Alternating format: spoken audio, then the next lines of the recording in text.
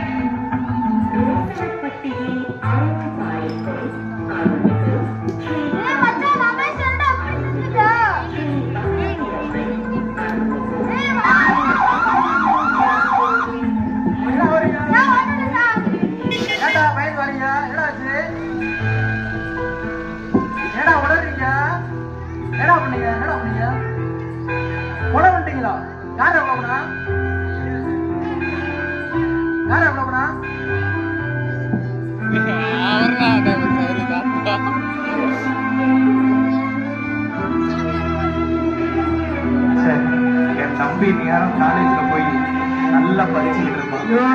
அப்பவே சொன்னாலே இந்த ஊருக்குள்ள என் தம்பிக்கு ஒரு பெரிய ஒரு கிரவுண்ட் வாங்கி போடணும். நீ படிச்சு பெரிய டாக்டராகவே சொன்னாலே. என் தம்பி வந்து யார்கிட்டையும் கை கட்டி நிற்க கூடாது. அவனுக்கு ஒரு சொந்த நிலம் இருந்தா அது ஒரு ஹாஸ்பிட்டல் கட்டலாமே.